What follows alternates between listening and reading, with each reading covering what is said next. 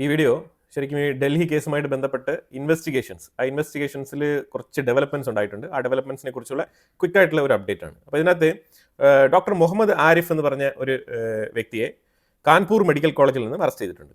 ഈ പുള്ളി അറസ്റ്റ് ചെയ്യാനുള്ള കാരണം എന്താണെന്ന് പറഞ്ഞാൽ ഈ ഷഹീൻ എന്ന് പറഞ്ഞ ഈ JEMന്റെ ജയ്ഷെ മുഹമ്മദ് സംഘടനയുമായിട്ട് ബന്ധമുള്ള ഈ തീവ്രവാദി ലേഡി ഉണ്ടല്ലോ, ഈ ലേഡിയുമായിട്ട് കണക്ഷനിൽ ഉണ്ടായിരുന്ന ഒരു ഡോക്ടറാണ് ഈ വ്യക്തി, ഡോക്ടർ മുഹമ്മദ് ആരിഫ്. ഇവനും അടുത്തൊരു തീവ്രവാദിയാണ്. എന്നത് ഈ ലേഡിയുമായിട്ട് കണക്ഷനിലുണ്ട്. കാരണം ഇവരെല്ലാം തീവ്രവാദ പ്രവർത്തനം നടത്തുന്ന ആൾക്കാരാണ്.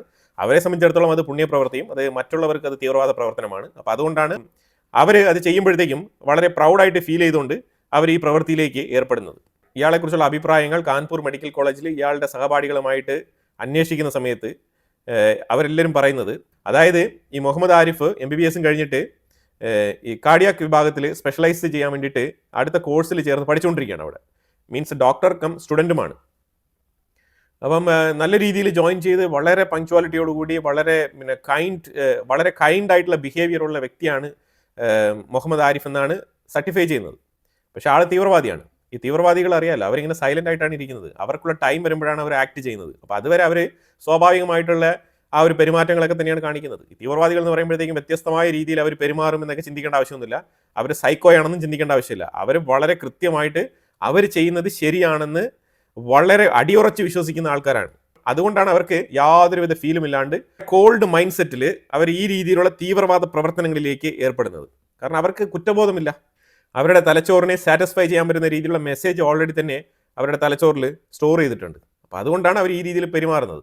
ഇനി അതൊരു സൈഡിൽ ഇപ്പോൾ ഇൻവെസ്റ്റിഗേഷൻ മുന്നോട്ട് പോകുന്നുണ്ട്. ഇപ്പോൾ അടുത്ത് നമ്മൾ നോക്കിക്കഴിഞ്ഞാൽ 4 കാറുകൾ, അതായത് ഇന്നലെ ഞാൻ വാർത്ത അപ്ഡേറ്റ് ചെയ്യുന്ന സമയത്ത് ഇന്നലെ നമുക്ക് കിട്ടിയ വിവരം അനുസരിച്ചിട്ട് 3 കാറുകളായിരുന്നു. ഇപ്പോൾ അതാ 4 കാറുകൾ ഇപ്പം പിടിച്ചെടുത്തിട്ടുണ്ട്. പക്ഷേ ഈ 4 കാറുകൾ പിടിച്ചെടുക്കുമ്പോഴത്തേക്കും ഞെട്ടിപ്പിക്കുന്ന അടുത്ത വിവരം പുറത്തു വരുന്നത് 32 കാർ ഇൻവോൾവ് ചെയ്യാൻ വേണ്ടിയിട്ടാണ് ഉദ്ദേശിച്ചിരുന്നത്. 32 കാറുകൾ ആക്രമണ ഡേറ്റ് December 6 ബാബർ മസൂദി അതുമായിട്ട് ബന്ധപ്പെട്ട്, അതായത് ഇന്ത്യയിലെ ഒരു വൻ ആഘോഷം നടത്താൻ വേണ്ടിയിട്ട് കാത്തിരുന്നതാണ് തീവ്രവാദികൾ. അപ്പൊ ആ മിഷൻ, ആ ഒരു ഭീകര പ്രവർത്തനത്തിനെയാണ് ഇന്ത്യ നിശ്ചലമാക്കിയിരിക്കുന്നത്. അപ്പൊ ഇത് തന്നെ ഇപ്പൊ പൊട്ടാനുള്ള കാരണം എന്താണെന്ന് പറഞ്ഞാൽ NIAയുടെ ഈ ഫോളോ അപ്പും NIA തുടരെ ഇവരുമായിട്ട് ബന്ധപ്പെട്ട ആൾക്കാരെ ഫോളോ അപ്പ് ചെയ്ത് അറസ്റ്റ് ചെയ്തത് കൊണ്ടാണ് ധൃതിപ്പെട്ട് ഈ ഒരു കാർ മാത്രം പൊട്ടാനുള്ള സാഹചര്യം. ഇത് പൊട്ടാനുള്ള സാഹചര്യം പല രീതിയിലുള്ള അനുമാനങ്ങളൊക്കെ വരുന്നുണ്ട്. ഞാൻ ഇതിന് മുമ്പുള്ള വീഡിയോയിൽ അപ്ഡേറ്റ് ചെയ്തിരുന്നത് പോലെ പാനിക് മോഡോ അല്ലെങ്കിൽ ഇതിന്റെ ഉന്നത നിലയിൽ പ്രവർത്തിക്കുന്ന ആൾക്കാരെ പിടികൂടാതിരിക്കാൻ വേണ്ടിയിട്ട് ഒരു സ്റ്റോപ്പിംഗ് പോയിന്റ്, അതായത് ഇവന്റെ തലയിൽ വെച്ചിട്ട് എല്ലാവരും രക്ഷപ്പെടാം എന്നുള്ള നിലയിൽ ഈ ഒരു പൊട്ടിത്തെറി സംഭവിപ്പിച്ചതായിട്ടാണ് മനസ്സിലാക്കാൻ പറ്റുന്നത്. പക്ഷേ യഥാർത്ഥത്തിൽ സംഭവിക്കാനിരുന്നത് December 6 ഇന്ത്യക്കുള്ളിൽ ഇന്ന് ഒരുപാട് എഡ്യൂക്കേറ്റഡ് ആയിട്ടുള്ള സൊസൈറ്റിയാണ് ഉള്ളത്. എന്നാലും ഈ മതം എന്നുള്ള പേരിൽ ഈ പൊട്ടിത്തെറികൾ സംഭവിക്കുമ്പോൾ 32 സ്ഥലങ്ങളിൽ പൊട്ടിത്തെറിക്കുക എന്ന് പറഞ്ഞാൽ ചില്ലറ കാര്യമല്ല. അപ്പോൾ അങ്ങനെ സംഭവിച്ചു കഴിഞ്ഞാൽ ശരിക്കും ഈ മൈനോറിറ്റി എന്ന് പറയുന്ന ഇസ്ലാമിക് കമ്മ്യൂണിറ്റി മാർജിനലൈസ് ചെയ്യപ്പെടുമായിരുന്നു ഇന്ത്യയിൽ. അത് ഉറപ്പാണ്. അത് തന്നെയാണ് തീവ്രവാദികൾക്ക് വേണ്ടതും. ഇത് ഇസ്ലാമിക് കമ്മ്യൂണിറ്റിയിലുള്ള ആൾക്കാർ തന്നെ ഇതിനെക്കുറിച്ച് മനസ്സിലാക്കി പഠിക്കേണ്ടതാണ്. ഇസ്ലാമിക് രാജ്യങ്ങളിൽ പോലും ഇല്ലാത്ത രീതിയിലുള്ള ഫ്രീഡം അത് അനുഭവിക്കുന്നത് ഇന്ത്യയിലാണ്.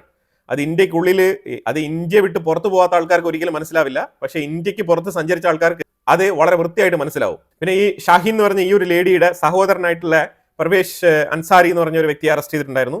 ഈ പർവേഷ് അൻസാരിയാണ് ഏറ്റവും കൂടുതൽ ഈ ഷാഹിൻ എന്ന് പറഞ്ഞ ലേഡിക്ക് കണക്ടിങ് പോയിന്റ്.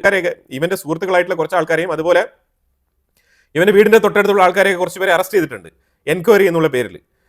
അവരെയൊന്നും അറസ്റ്റ് രേഖപ്പെടുത്തിയിട്ടില്ല, അവരെ ചോദ്യം ചോദിച്ചിട്ട് വിട്ടയക്കുക, ആ രീതിയിലുള്ള ഏർപ്പാട്. പക്ഷേ ഇത് പേടിച്ചിട്ട് ആ പരിസരത്തുള്ള കുറച്ച് ആൾക്കാരൊക്കെ അബ്സ്കോണ്ടിങ് ആണ് ഇപ്പം. കാരണം ഇവനുമായിട്ട് ബന്ധമുണ്ടെന്ന് പറഞ്ഞു കഴിഞ്ഞാൽ NIA പൊക്കി എടുത്തുകൊണ്ട് പോകുമെന്ന് പറഞ്ഞിട്ട് കുറേ ആൾക്കാർ ഇപ്പോൾ അബ്സ്കോണ്ടിങ് ആണ്.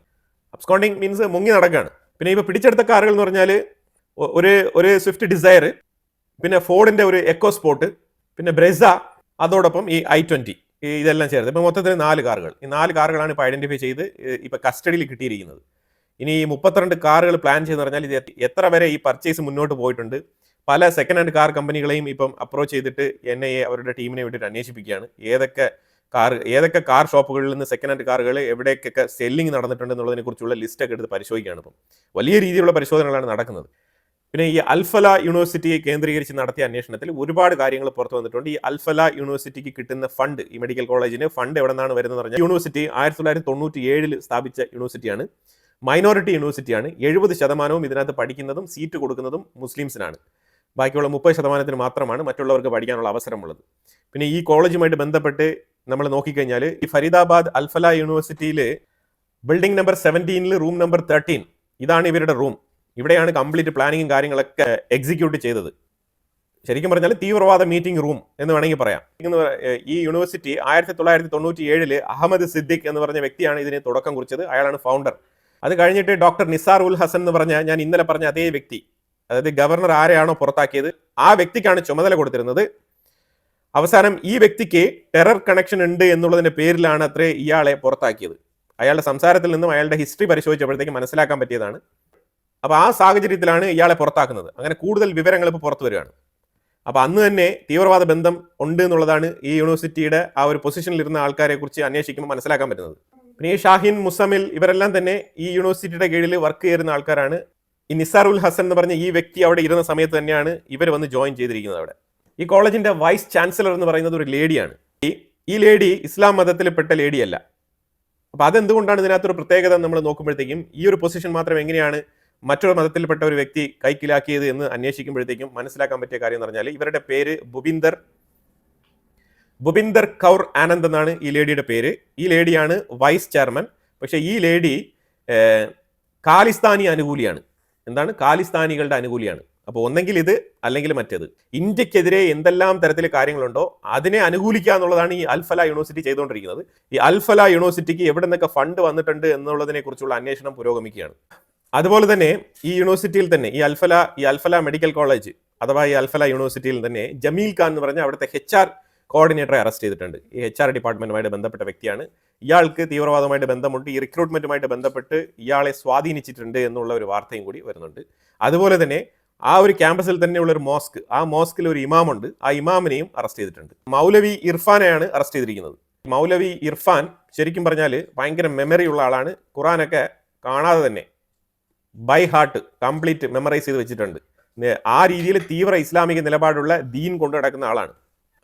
ഇപ്പം മാർക്കോ റൂബിയോ അമേരിക്കയുടെ സ്റ്റേറ്റ് സെക്രട്ടറി ചോദിച്ചിരിക്കുകയാണ്, ഇന്ത്യക്ക് എന്തെങ്കിലും ഹെൽപ്പ് വേണമെങ്കിൽ ഞങ്ങളും കൂടി പാർട്ടിസിപ്പേറ്റ് ചെയ്യാം. ഈ തീവ്രവാദ ആക്രമണത്തിൽ എൻക്വയറി നടത്താനും എന്തെങ്കിലുമൊക്കെ ഫൈൻഡിങ്സിന് വേണമെങ്കിൽ അമേരിക്കയുടെ സഹായം വേണമെങ്കിൽ ചോദിക്കാൻ മടിക്കരുതെന്ന് പറഞ്ഞിട്ടുണ്ട്. ഇന്ത്യ പറഞ്ഞിരിക്കുകയാണ് നോ നീഡ്, സഹായം ആവശ്യമില്ല. എന്തെങ്കിലും ഇൻഫർമേഷൻസ് എന്തെങ്കിലും ഡീറ്റെയിൽസ് അറിയണം എന്നുണ്ടെങ്കിൽ ഞങ്ങൾ തീർച്ചയായിട്ടും നിങ്ങളുമായിട്ട് പങ്കുവെക്കുന്നതായിരിക്കും. പക്ഷേ ഇന്ത്യയുടെ കാര്യം ഇന്ത്യക്ക് നോക്കാൻ അറിയാം എന്നുള്ളത് വളരെ വ്യക്തമായിട്ട് പറഞ്ഞിട്ടുണ്ട്. കാരണം ഇതിന് മുമ്പ് നടന്ന കേസുകളെല്ലാം നമുക്ക് അറിയാവുന്നതാണ്. ഇന്ത്യ ഒരു തേർഡ് പാർട്ടി രാജ്യത്തിനെ ഇന്ത്യക്കുള്ളിൽ വെച്ച് അന്വേഷണം നടത്തില്ല. അത് ഇന്ത്യയുടെ പോളിസിയാണ്. മാർക്കോ റൂബിയുമായിട്ട് നമ്മളുടെ എക്സ്റ്റേണൽ അഫയേഴ്സ് മിനിസ്റ്റർ ജയശങ്കർ സംസാരിച്ചിട്ടുണ്ട്. കാര്യങ്ങളൊക്കെ കൺവേ ചെയ്തിട്ടുണ്ട്. അപ്പോൾ അതിൽ പുള്ളി കൺവിൻസ്ഡ് ആണ്. പുള്ളി പറഞ്ഞിരിക്കുന്നത് ഇന്ത്യ അവരുടെ അന്വേഷണം നല്ല രീതിയിൽ വളരെ സ്റ്റേൺ ആയിട്ട് സ്ട്രൈറ്റ് ഫോർവേഡ് ആയിട്ട് മുന്നോട്ട് കൊണ്ടുപോയിക്കൊണ്ടിരിക്കുകയാണ്. ചോദിച്ചു കഴിഞ്ഞാൽ അമേരിക്ക സപ്പോർട്ട് ചെയ്യാനും കൂടി തയ്യാറാണ് എന്നാണ് പറഞ്ഞിരിക്കുന്നത്. ഒരു പോസിറ്റീവ് നോട്ട് അത്രേ ഉള്ളൂ. പക്ഷേ ഇന്ത്യ വേണ്ടെന്നാണ് പറഞ്ഞിരിക്കുന്നത്. ഇപ്പോൾ ആഭ്യന്തരമന്ത്രി അമിത്ഷാ പറഞ്ഞിരിക്കുകയാണ് തക്കതായ നടപടി, പനിഷ്മെന്റ് കൊടുക്കും എന്നാണ് പറഞ്ഞിരിക്കുന്നത്. ഇതിലൊരു കാര്യമേ എനിക്ക് പറയാനുള്ളൂ. ഈ പനിഷ്മെന്റ് എന്നൊക്കെ പറഞ്ഞിട്ട് കാര്യമൊന്നുമില്ല. കാരണം ഇതുപോലെ പലതവണ ഈ ആരോപണ വിധേയരായിട്ട് പിടിക്കപ്പെടുന്ന ആൾക്കാർ, കണക്ഷൻ ഉണ്ടെന്ന് പറഞ്ഞിട്ട് പിടിക്കപ്പെടുന്ന ആൾക്കാരൊക്കെ പിന്നീട് കൂടിപ്പോയാൽ ഒരു 10 വർഷം അത് കഴിഞ്ഞിട്ട് പുറത്തിറങ്ങുന്ന സാഹചര്യമാണ്. അപ്പോൾ അങ്ങനെയുള്ള സാഹചര്യത്തിൽ എനിക്ക് പറയാനുള്ളത് പറഞ്ഞാൽ ഈ മതപരമായ വിഷയങ്ങളിൽ, അതേപോലെ ഈ തീവ്രവാദ, പ്രത്യേകിച്ച് ഈ ഒരു തീവ്ര ഇസ്ലാമിക നിലപാടുള്ള കേസുകളിലേക്ക് അറസ്റ്റ് ചെയ്യപ്പെടുന്ന ആൾക്കാർ പിന്നീട് ഒരു 10 വർഷമോ 15 വർഷമോ കഴിഞ്ഞിട്ട് പുറത്തിറങ്ങുകയാണെന്നുണ്ടെങ്കിൽ അവർ സെലിബ്രിറ്റിയാണ്. ആ റിലീജിയനിൽ അവർ സെലിബ്രിറ്റിയാണ്. ആ രീതിയിലാണ് പിന്നീട് ആഘോഷിക്കപ്പെടുന്നത്. അപ്പോൾ ഇങ്ങനെയുള്ള സാഹചര്യത്തിൽ ഇവരെ കൊത്തിക്കൊണ്ടു പോകാനും ഇവർ ത്രൂ ഈ ആശയം വീണ്ടും ശക്തമായ രീതിയിൽ പ്രചരിപ്പിക്കാനും, അപ്പോൾ 15 വർഷം കഴിഞ്ഞ് നോക്കുമ്പോഴത്തേക്കും വീണ്ടും അടുത്തൊരു തലമുറ, അത് നെക്സ്റ്റ് ജനറേഷൻ്റെ ഒരു ടൈമാണ്. ആ തലമുറയെ വഴിപിഴപ്പിക്കാൻ വേണ്ടിയിട്ട് ഈ രീതിയിൽ ജയിലിൽ നിന്ന് ഇറങ്ങുന്ന ആൾക്കാരെയൊക്കെ ഉപയോഗിക്കും. അപ്പോൾ ആ രീതിയിൽ വിട്ടുകൊടുക്കരുത്. തികച്ചും വൃത്തിക്ക് പനിഷ്മെന്റ് കൊടുക്കണം.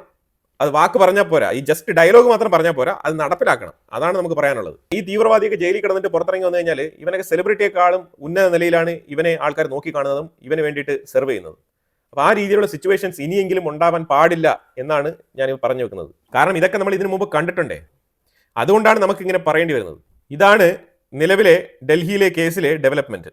പാകിസ്ഥാനുമായിട്ട് ബന്ധപ്പെട്ട ഒരു വളരെ ഇമ്പോർട്ടൻ്റ് ആയിട്ടുള്ള വിഷയമാണ് അസിം മുനീറിന് സുപ്രീം പവറിന് വേണ്ടിയിട്ടുള്ള ഒരു ഉത്തരവ് പാർലമെന്റിൽ പാസ്സായിരിക്കുകയാണ്, പാകിസ്ഥാന്റെ പാർലമെന്റിൽ. അതായത് ഇനി അൾട്ടിമേറ്റ് സുപ്രീമസി എന്ന് പറഞ്ഞാൽ അത് അസിം മുനീറാണ്. സിവിൽ ക്രിമിനൽ കേസുകൾ മാത്രമായിരിക്കും കോടതി ത്രൂ ഡീൽ ചെയ്യുന്നത്. ബാക്കിയുള്ള ഏത് വിഷയം വന്നാലും കംപ്ലീറ്റ് കാര്യങ്ങൾ രാജ്യത്തിന്റെ ഫുൾ റെസ്പോൺസിബിലിറ്റി അസിം മുനീറിനാണ്. Asim Munir is the top most leader. ഇനി അവിടെ ഷഹബാസ് ഷെരീഫിനൊന്നും യാതൊരു സ്ഥാനമില്ല എന്നുള്ളതാണ്. ഇത് ഞാൻ ഇതിന് മുമ്പുള്ള വീഡിയോയിൽ തന്നെ ഞാൻ ഇതിനെക്കുറിച്ച് സൂചിപ്പിച്ചിട്ടുണ്ടായിരുന്നു. അസിം മുനീർ ഒരു 10-15 വർഷത്തേക്ക് പാകിസ്ഥാനിലെ കസേരയിൽ ഇരിക്കാൻ വേണ്ടിയിട്ടുള്ള പ്ലാൻ, ആ ഒരു അജണ്ടയാണ് രൂപകൽപ്പന ചെയ്തുകൊണ്ടിരിക്കുന്നത്. അതിലേക്കുള്ള പോക്കാണ്. ഇപ്പോൾ സുപ്രീം പവറാണ്. അപ്പം ഏത് നിയമം വേണമെങ്കിലും ഇനി പാസ്സാക്കാം. അപ്പം അതുകൊണ്ട് അസിം മുനീർ ഇനി നിരന്തരമായിട്ട് കസേരയിലിരിക്കാനുള്ള ആ ഒരു പോളിസി പുള്ളി ഇംപ്ലിമെന്റ് ചെയ്യും. അതാണ് നടപ്പിലാക്കാൻ ശ്രമിക്കുന്നത്. നമുക്ക് തൊല്ലയാണ്, ഒരു തീവ്രവാദിയാണ് അവൻ. നമുക്ക് തൊല്ലയാണ്. അവൻ അവിടെ കസേരയിൽ ഇരിക്കുന്നിടത്തോളം കാലം ഇന്ത്യക്ക് തൊല്ലയാണ്. അപ്പോൾ ഇന്ത്യ ഇനി എന്താണ് ചെയ്യണമെന്ന് പറഞ്ഞാൽ ഇനി ശക്തമായ രീതിയിൽ ഒഫൻസീവായിട്ട് ഇടപെടണം. ഇനി പാകിസ്ഥാൻ കൊടുക്കുന്ന തിരിച്ചടികൾ ഒന്നും തന്നെ ഡിഫെൻസീവ് മെത്തേഡിലാവരുത്, കംപ്ലീറ്റ്ലി ഒഫൻസീവ് ആയിരിക്കണം. ഇനി ജസ്റ്റ് ബംഗ്ലാദേശിന്റെ ഒരു വിഷയം കൂടി പറഞ്ഞിട്ട് ഞാൻ ഈ വീഡിയോ അവസാനിപ്പിക്കാം. ബംഗ്ലാദേശിൽ അവാമി ലീഗ് പാർട്ടി പ്രപ്പോസ് ചെയ്ത ഈ ഒരു പ്രതിഷേധത്തിൽ സ്റ്റുഡൻസ് ഉൾപ്പെടെ, പ്രത്യേകിച്ച് ഗേൾസ്, സ്ത്രീകളുടെ ഇടയിൽ ഈ ഷെയ്ഖ് ഹസീന തിരിച്ചു വരണം എന്നുള്ളതിനെ, ഷെയ്ഖ് ഹസീന തിരിച്ച് ബംഗ്ലാദേശിലേക്ക് വരണം, അവര് ഭരണം ഏറ്റെടുക്കണം എന്നുള്ള നിലയിലുള്ള പ്രഖ്യാപനങ്ങൾ. സ്ത്രീകളുടെ സൈഡിൽ നിന്നാണ് ഏറ്റവും കൂടുതൽ സപ്പോർട്ട് ഷെയ്ഖ് ഹസീനയ്ക്ക് കിട്ടുന്നത്. ഷെയ്ഖ് ഹസീന ആണെങ്കിൽ യൂനസിനെ വെല്ലുവിളിച്ചുകൊണ്ടേയിരിക്കുകയാണ്. അവർ പറയുന്നത്, നിനക്ക് കൃത്യമായിട്ടുള്ള തെളിവുകൾ ഉണ്ടെങ്കിൽ ICC ഇന്റർനാഷണൽ ക്രിമിനൽ കോർട്ടിൽ പോയിട്ട് നീ അവിടെ വെച്ചിട്ട് കേസ് നടത്ത്, ഞാൻ വന്ന് കേസ് നടത്താം. ആര്? ബംഗ്ലാദേശിന്റെ ഉള്ളിൽ വന്ന് കേസ് നടത്തുന്ന പറയുന്നത് എന്തുകൊണ്ടാണ്? പിടിച്ച് വധിക്കാൻ വേണ്ടിയിട്ടാണ്. അപ്പോൾ അതുകൊണ്ട് ഷെയ്ഖ് ഹസീനയ്ക്ക് വളരെ വ്യക്തമായിട്ട് അറിയാം. അവര് പൊളിറ്റിക്സ് എന്ന് പറഞ്ഞാൽ അവർക്ക് നല്ല വ്യക്തമായിട്ട് അറിയാവുന്ന ആളാണ് ഷെയ്ഖ് ഹസീന. അപ്പം അവർ പറഞ്ഞിരിക്കുന്നത്, നീ ഇന്റർനാഷണൽ ക്രിമിനൽ കോർട്ടിലേക്ക് വാ, ICCയിൽ വന്നിട്ട് നമുക്ക് അവിടെ കേസ് നടത്താം, അവിടെ വെച്ചിട്ട് തീരുമാനിക്കട്ടെ ആരാണ് ശരി ആരാണ് തെറ്റെന്നുള്ളത്. അപ്പം അതിന് യൂനസിന് കെൽപ്പില്ല, യൂനസ് അതിന് പോകുന്നില്ല. ബംഗ്ലാദേശിന്റെ ഉള്ളിൽ അവാമി ലീഗിന് സപ്പോർട്ട് കൂടി വരുന്നു എന്നുള്ളതാണ് മനസ്സിലാക്കാൻ പറ്റുന്നത്. ബംഗ്ലാദേശിന്റെ ഉള്ളിൽ വളരെ വൈകാതെ തന്നെ ഒരു മാറ്റം സംഭവിക്കും. യൂനസ് ആണെങ്കിൽ ആ രാജ്യത്തിന്റെ ഉള്ളിൽ ഡെമോക്രസിയുമായിട്ട് ബന്ധപ്പെട്ട് ഇലക്ഷൻ നടത്താൻ തയ്യാറല്ല. ഇനി ഒരു 6 മാസത്തേക്ക് നീട്ടി വെച്ചിരിക്കുകയാണ് ഇലക്ഷൻ.